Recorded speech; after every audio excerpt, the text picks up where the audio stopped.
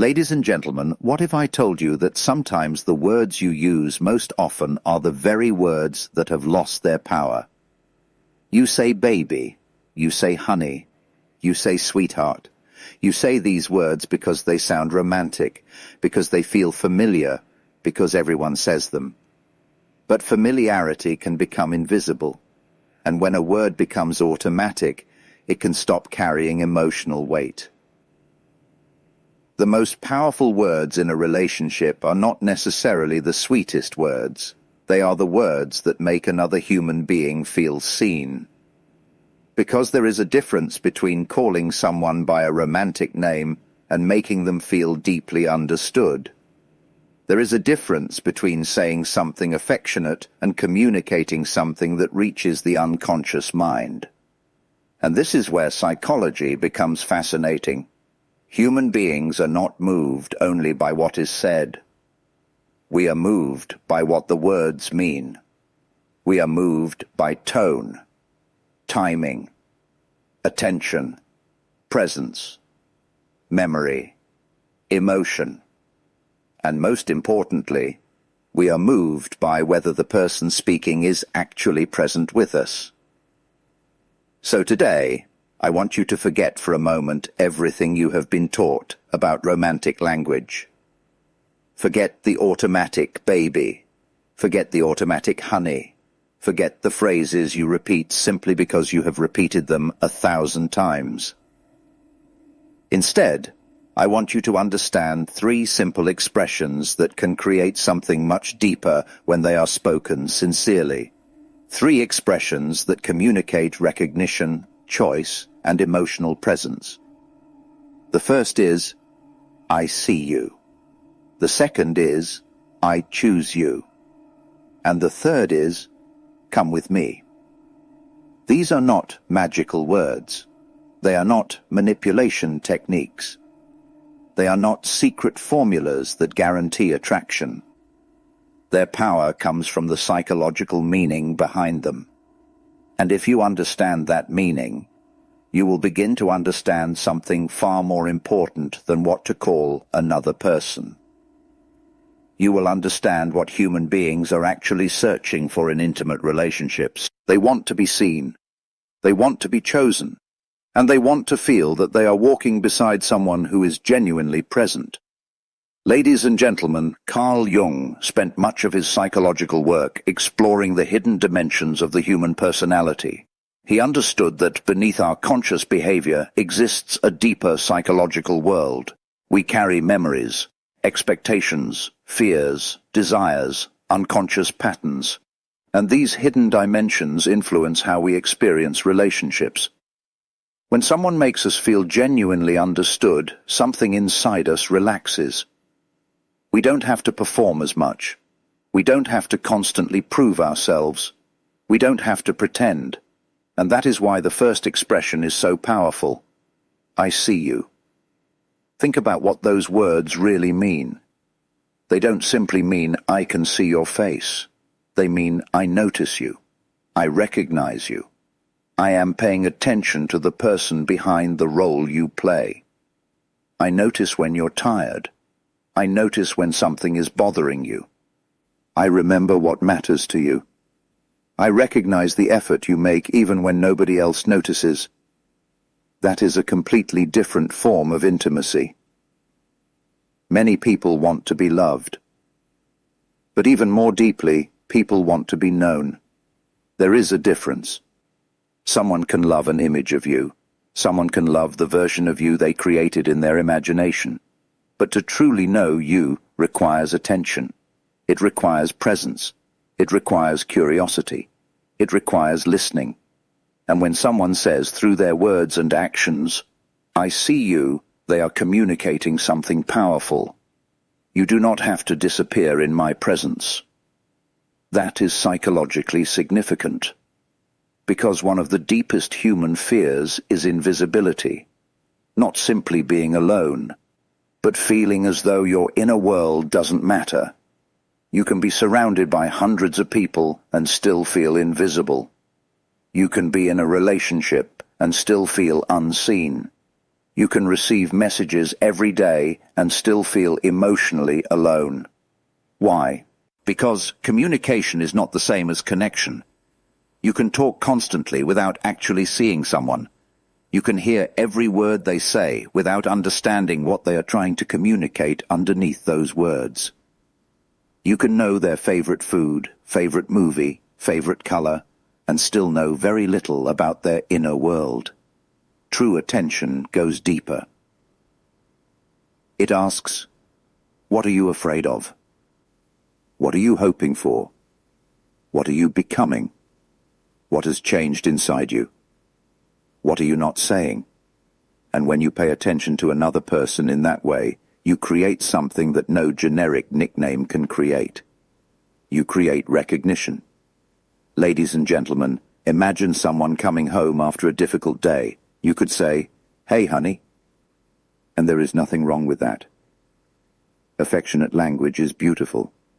But imagine instead saying, "I noticed you've been quiet today. Are you okay?" Suddenly the interaction changes. Why? Because you are not merely labeling the person, you are observing the person. You are saying, "I have been paying attention." And attention is one of the purest forms of affection. When someone feels seen, they often become more comfortable being authentic. They don't have to perform happiness. They don't have to hide disappointment. They don't have to pretend strength. They can simply exist. And that is one of the deepest forms of intimacy, to be loved without having to perform, to be accepted without having to constantly entertain, to be understood without having to explain every part of yourself. That is why "I see you" can be more powerful than 100 romantic nicknames. Because a nickname tells someone what you call them. Recognition tells them that you actually know them.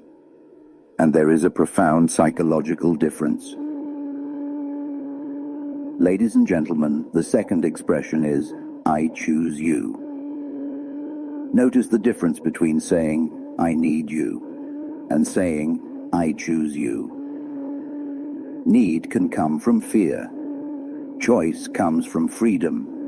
Need can sometimes communicate, "I cannot survive without you." Choice communicates, "I am capable of standing on my own, and I still want to stand beside you." That is a much healthier foundation for love. A relationship becomes more meaningful when two people choose each other freely. Not because they are terrified of being alone, not because they need someone to complete them, not because they are afraid nobody else will love them, but because they have examined their lives and consciously decided, "You are the person I want beside me." That is powerful, because choice creates dignity. When someone chooses you freely, you don't have to wonder whether they are there because they are trapped. They are there because they want to be. And that is what mature love should feel like. Not possession, not dependency, not fear. Choice.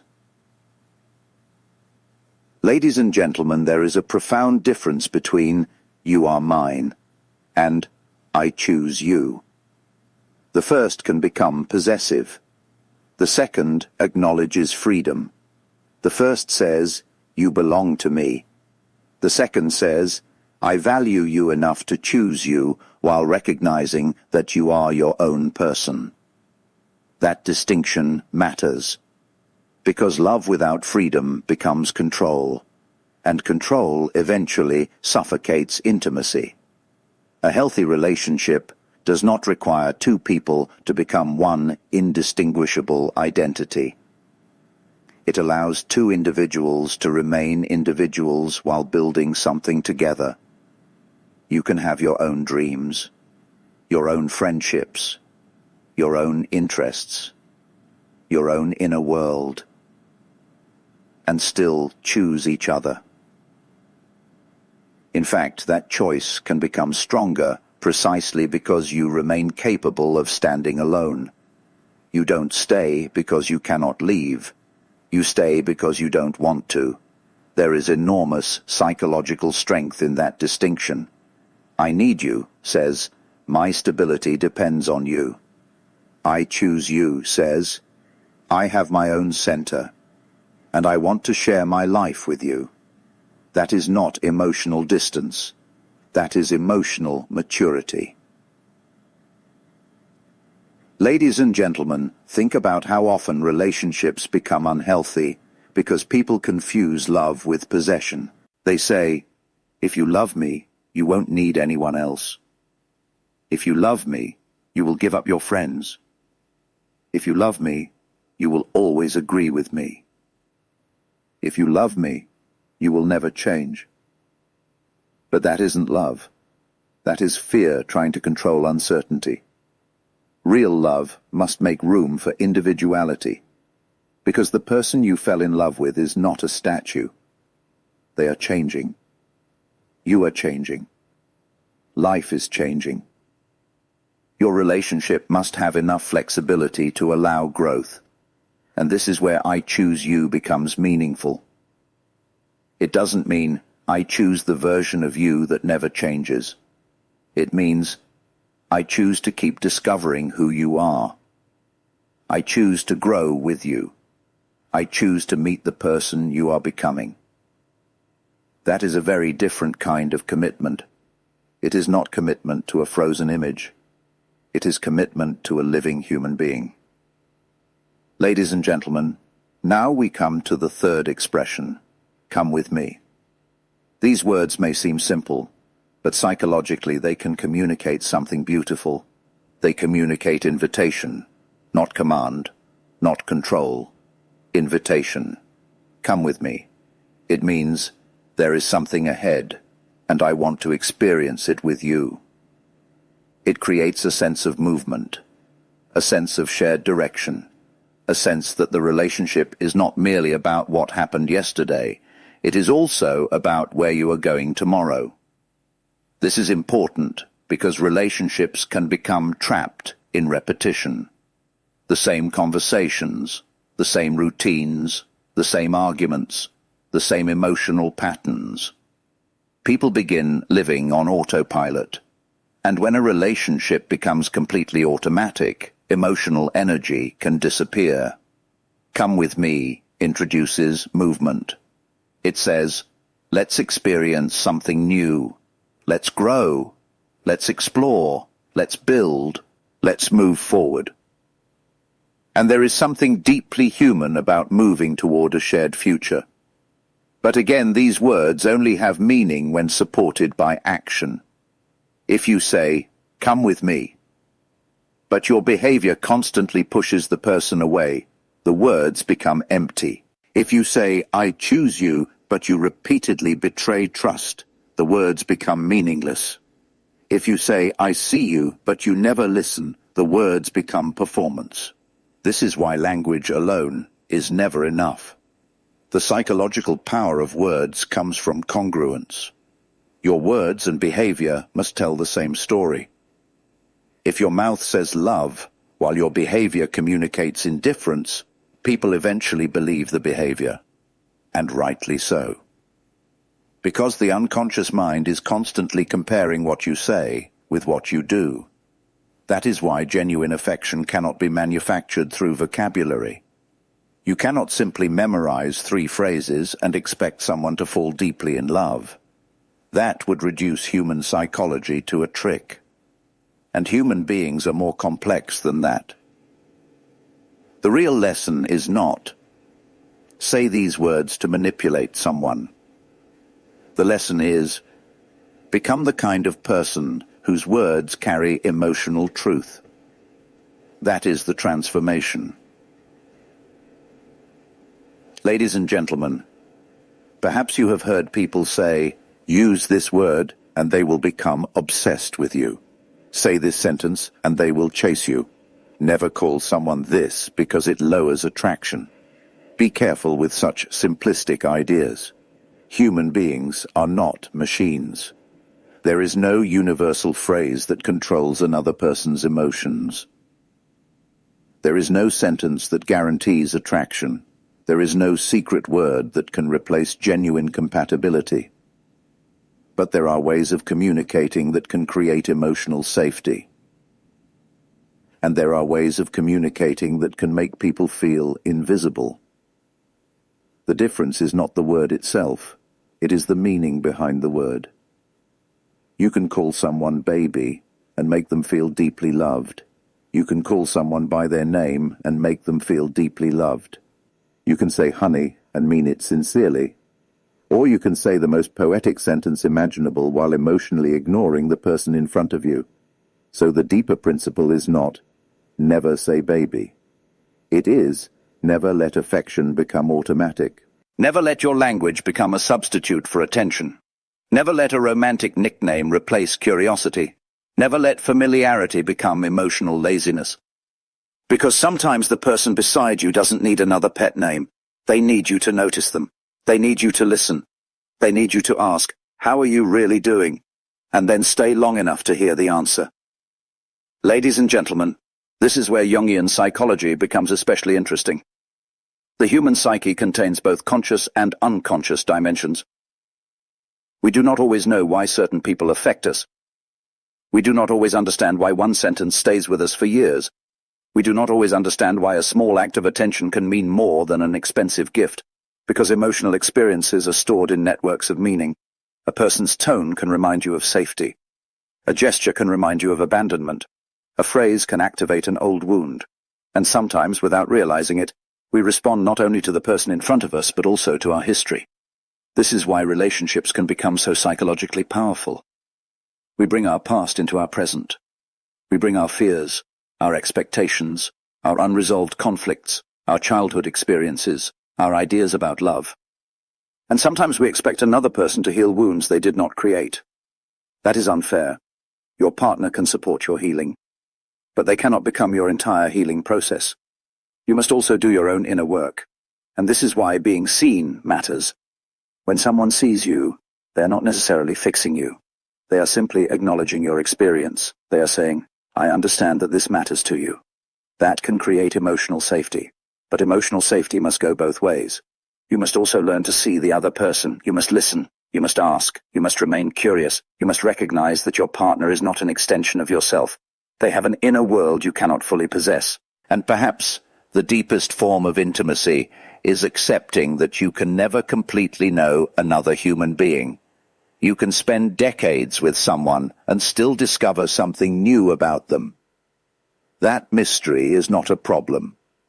It is part of the beauty. Ladies and gentlemen, this is why I see you is so powerful. It does not mean I know everything about you. It means I am willing to keep seeing you. That is humility. That is curiosity. That is love without illusion. The second phrase, I choose you, carries another psychological truth. A mature relationship is a continual choice, not necessarily a dramatic decision every morning, but a repeated orientation toward one another. You choose honesty, you choose communication, you choose respect, you choose to repair after conflict, you choose to listen, you choose to grow. And when conflict appears, you don't immediately turn the relationship into a battlefield. You ask, what are we trying to protect? What are we afraid of? What does each person need? You remember that the person standing across from you is not your enemy. They are someone with their own wounds, their own perspective, their own fears, and sometimes the conflict is not between two people. It is between two nervous systems trying to protect themselves. One becomes defensive, the other becomes distant. One demands reassurance, the other withdraws. And suddenly both people are reacting to fear instead of responding from consciousness. This is why emotional maturity matters. You have to learn to pause, to breathe, to observe yourself, to ask, what is happening inside me right now? Instead of, how can I win this argument? That shift can transform relationships. Ladies and gentlemen, and then there is Come with me. It represents movement, growth, shared experience. But remember, you cannot drag someone into growth. You can invite them, you can encourage them, you can walk beside them. But you cannot force another adult to become who you want them to become. That is another essential lesson in relationships. Love does not mean controlling someone's development. You can say, "Come with me," but they must decide whether they want to walk. If they don't, you have to respect their freedom. This is where mature love becomes difficult, because sometimes loving someone means allowing them to choose a different path. And sometimes choosing yourself means walking a different path. Not every relationship is meant to last forever. Some relationships are chapters, some are mirrors. Some teach you what you want. Some teach you what you cannot accept. Some reveal wounds you didn't know existed. Some introduce you to parts of yourself that had been sleeping. The goal is not to make every relationship permanent. The goal is to become more conscious through your relationships. Ladies and gentlemen, maybe you have been using affectionate words with someone for years. Baby, honey, sweetheart. There is nothing wrong with that. But perhaps today you can add something deeper. Instead of only saying, "Good morning, honey," sometimes say, "I see you." Instead of only saying, "I love you," sometimes say, "I choose you." Instead of saying, "Let's go," sometimes say, "Come with me." Not because these words are magic, but because they represent three psychological needs: recognition, choice, connection, to be seen, to be chosen, to share a direction. And if those three things are present, the relationship becomes richer. You begin communicating beyond romance. You begin communicating meaning. Ladies and gentlemen, think about the people you love. When was the last time you truly saw them? Not their social media image, not their role, not their responsibilities, not what they provide for you, but them. When was the last time you looked at them and thought, what is happening inside this person? What are they carrying that they haven't said? What dream have they stopped talking about? What fear are they hiding? What part of themselves are they trying to protect? That kind of attention can transform a relationship. Because people don't only want to be admired, they want to be understood. And understanding requires presence. Put down the phone, look at them, listen, remember, ask, notice. That is intimacy. Ladies and gentlemen, there is another important principle here. Do not use psychological knowledge to manipulate people. If you learn that "I choose you" creates emotional security, don't use it to deceive someone. If you learn that "I see you" creates connection, don't pretend to pay attention when you don't. If you learn that "come with me" creates excitement, don't use it to create false promises. Psychology should increase consciousness, not manipulation. The purpose of understanding human behavior should be to become more honest, not more controlling.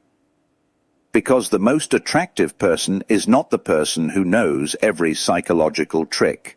It is the person who does not need tricks. The person who can communicate directly. The person who can say, "I was wrong. I miss you. I am afraid. I need some time. I care about you. I don't understand, but I want to." That kind of honesty is powerful. It creates intimacy because it removes performance. And when two people can stop performing, they can finally meet each other as human beings. Ladies and gentlemen, maybe the deepest message of all is this. Stop trying to sound romantic. Start trying to be present. Stop asking, "What words will make them fall for me?" Ask, "How can I make them feel safe enough to be themselves?" Stop asking, "How can I make them chase me?" Ask, "How can we build something worth choosing?" Stop asking, what can I say to make them obsessed? Ask, what can I do to create genuine trust? These questions change everything, because attraction based on manipulation is fragile. But connection based on authenticity can become profound. And if you want someone to remember your words, don't simply make them dramatic. Make them true. If you want someone to feel special, don't just compliment their appearance. Notice their character. Notice their effort. Notice their growth. Notice what they do when nobody is watching. Tell them, I noticed. Those two words can sometimes mean more than 100 compliments, because I noticed communicates attention. It communicates, you are not invisible to me. Ladies and gentlemen, there will come a time in every relationship when the initial excitement fades. The butterflies become quieter. The novelty disappears. You stop discovering something new every day, and this is where many people misunderstand love. They think, the excitement is gone, so the love must be gone. But perhaps this is where deeper love begins. Because now you have the opportunity to choose consciously. You can choose curiosity after familiarity. You can choose tenderness after routine. You can choose attention after novelty. You can choose each other again. And that is where the phrase, I choose you, becomes especially powerful. Not because you are still in the honeymoon phase, but because you know the person more fully and still decide, I want to walk beside you. That is mature attraction. That is conscious commitment. Ladies and gentlemen, and perhaps one day you will realize that the most beautiful thing you can say to someone is not, you are perfect. Because nobody is. Instead, I see you. I know you're imperfect. I know you have wounds. I know you have fears. I know you are still becoming. And I am willing to meet you honestly. That is much deeper than idealization, because idealization says, I love the image I created.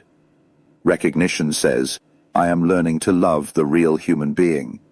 And that is where relationships become real, not fantasy, not projection, not possession. Reality.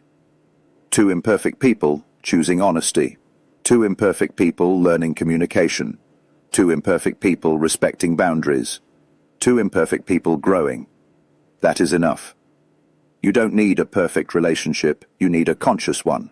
You need one where both people are willing to look inward, because every relationship eventually exposes your shadow, your jealousy, your insecurity, your fear, your need for control, your abandonment wounds, your desire for validation. And instead of blaming the other person for every uncomfortable emotion, you can ask, what is this relationship revealing about me? That question can turn conflict into growth.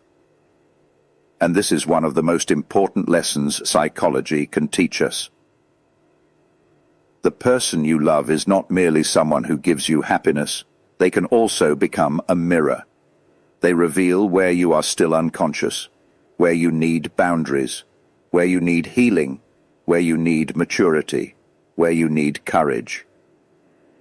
And if you are willing to look, relationships can become one of the greatest paths to self-knowledge. Ladies and gentlemen, so tonight, tomorrow, or whenever you hear this message, remember those three expressions. I see you, not I see what you can give me, but I see you, your mind, your heart, your struggles, your dreams, your humanity. I choose you, not I own you, but I am free and I consciously choose to share this journey with you. And finally, come with me, not follow me because I control the direction, but there is a road ahead and I would love to walk it beside you. That is the difference between possession and partnership.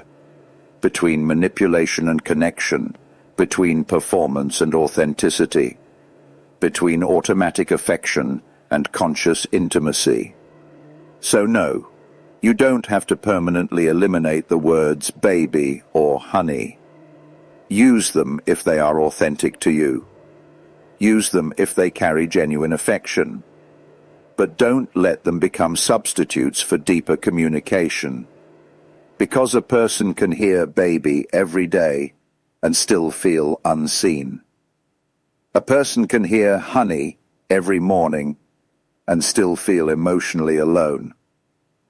But when you genuinely look at someone and say, I see you, they may feel something different. When you genuinely tell them, I choose you, they may feel something deeper. And when you say, come with me, and then actually walk beside them, the words become real. That is where language becomes action, and action becomes trust, and trust becomes intimacy. Ladies and gentlemen, the deepest attraction is not created by perfect words. It is created by a person who is fully present behind the words. So don't become obsessed with finding the perfect phrase. Become the kind of person whose ordinary words carry extraordinary sincerity. Don't try to control another person's emotions. Learn to understand your own. Don't try to make someone obsessed with you. Create a relationship where both people feel respected. Don't try to become unforgettable through psychological tricks. Become memorable through authenticity.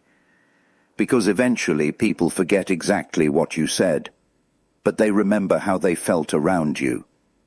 Did they feel judged or understood? Controlled or free? Invisible or seen? Replaceable or consciously chosen? Alone or accompanied?